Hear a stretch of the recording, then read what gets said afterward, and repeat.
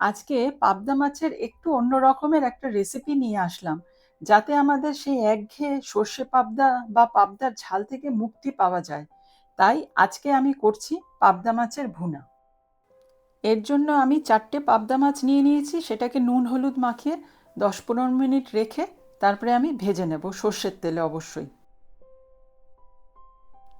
পাবদা মাছ তো আবার বেশি কড়া করে ভাজলে শক্ত হয়ে যায়, তাই আমি কিন্তু হালকা করেই ভেজে নিচ্ছি।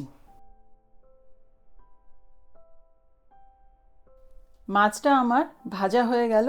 এইবার আমি মাছ ভাজা তেলের মধ্যেই কিছুটা জিরে, তারপরে কিছুটা মেথি দানা আর একটা শুকনো লঙ্কা দিয়ে একটু নাড়াচাড়া করে পেঁয়াজ কুচি দিয়ে দেব। পেঁয়াজ ভালোভাবে লালচে করে ভাজলে ভুনার রং আর স্বাদ দুটোই কিন্তু বেড়ে যায়, তাই আমিও কিন্তু লালচে করেই পেঁয়াজটাকে ভেজে নিচ্ছি। পেঁয়াজটা কিছুটা লালচে করে ভাজার পর আমি এর মধ্যে আদা রসুন বাটা দিয়ে দিলাম। তারপরে আবার একটুখানি নাড়াচাড়া করে আমি এবার দিয়ে দিলাম হচ্ছে টমেটো কুচি। এইবার কিন্তু খুব ভালোভাবে আমাকে পুরো জিনিসটাকে কষিয়ে নিতে হবে। একে একে আমি এবার মশলাগুলো দিয়ে দিচ্ছি। হলুদ গুঁড়ো, কাশ্মীরি লঙ্কা গুঁড়ো, ধনে গুঁড়ো, জিরে গুঁড়ো আর স্বাদ অনুযায়ী লবণ দিয়ে একটুখানি নাড়াচাড়া করব। করে এরপরে আমি কিন্তু দিয়ে দেব বেশ কিছুটা কাঁচা লঙ্কা কুচি আর গরম মশলা গুঁড়ো।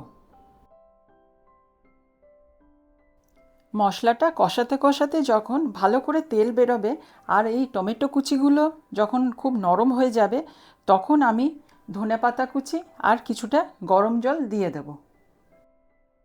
একটা খুব সাধারণ উপকরণ যেটা আমি শেষে অ্যাড করব, সেটা এই রান্নাটাকে কিন্তু অসাধারণ করে তুলবে। আর সেইটা কি জানার জন্য কিন্তু ভিডিওটা শেষ পর্যন্ত দেখতে হবে। ঝোলটা ভালো করে ফুটে উঠলে আমি পাবদা মাছগুলোকে বেশ সুন্দরভাবে এই ঝোলের মধ্যে বসিয়ে দেব। মাছের একটা দিক এই ঝোলের মধ্যে খুব ভালো করে ফুটে উঠলে তারপরে আমি কিন্তু খুব সাবধানে মাছটাকে আবার উল্টে দেব, দিয়ে আরেক পিঠও ঝোলের মধ্যে ফোটাবো।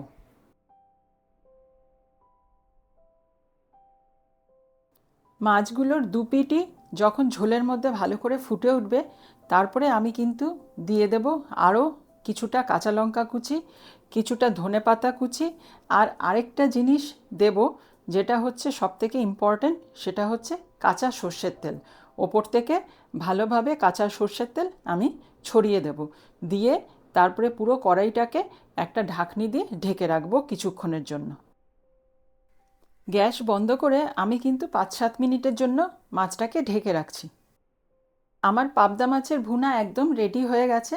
গরম গরম ভাত বা পোলাওয়ের সাথে কিন্তু খুব ভালো লাগে এই পাবদা মাছের ভুনা। রেসিপিটা ট্রাই করলে আশা করি তোমাদেরও খুব ভালো লাগবে। ভালো লাগলে লাইক, শেয়ার আর সাবস্ক্রাইব করো আমার চ্যানেলটাকে। আর অবশ্যই বেল আইকনটা প্রেস করতে কিন্তু একদম ভুলো না। তাহলে অন্য কোনো আবার রান্না নিয়ে চলে আসবো। আজ তাহলে চলি।